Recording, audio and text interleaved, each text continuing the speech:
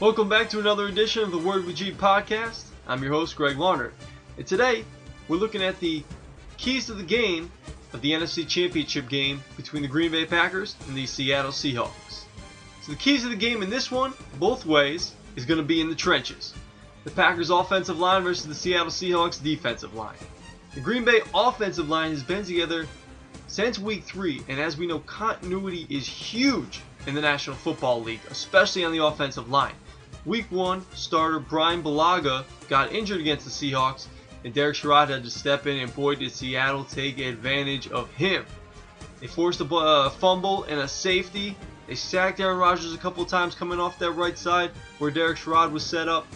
And we know Seattle likes to try to get pressure, only rushing 4, and let the secondary feast in coverage with the 3 Pro Bowlers back there. You got Richard Sherman, you got Earl Thomas, and you got Cam Chancellor.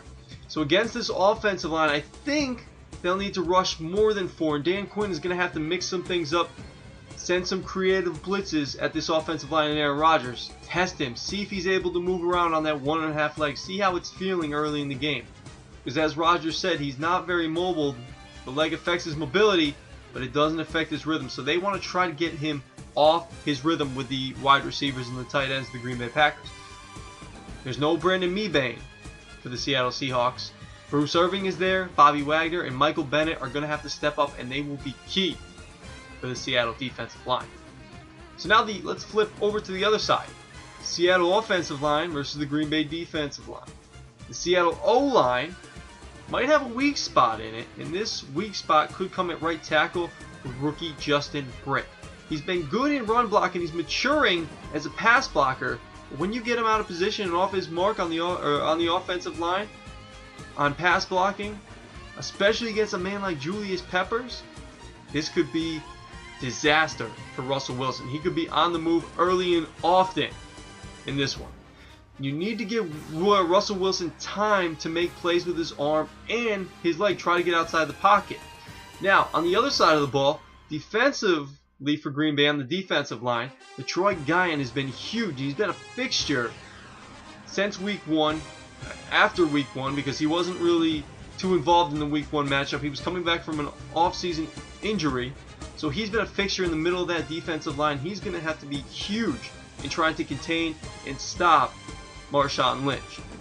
Clay Matthews' role also evolved since the last time the Seahawks faced the Packers. He's been working on the outside, he's moving inside to middle linebacker. A.J. Hawk really isn't playing that much. He's on the field every once in a while. Sam Barrington's been there, and Clay Matthews and Sam Barrington have been going out in coverage every once in a while. Especially against Luke Wilson, I suspect that they'll end up having to do that. So they need to contain, as I said, Marshawn Lynch.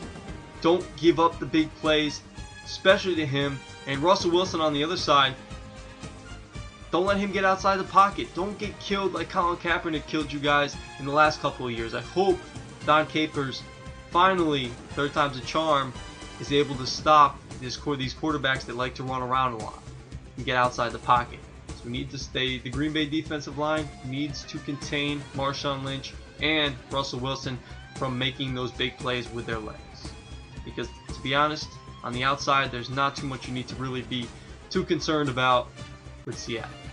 So this has been your keys to the game. It's going to be in the trenches between the Green Bay Packers and the Seattle Seahawks this Sunday in the NFC Championship game, with the right to go to the Super Bowl in Arizona on the line.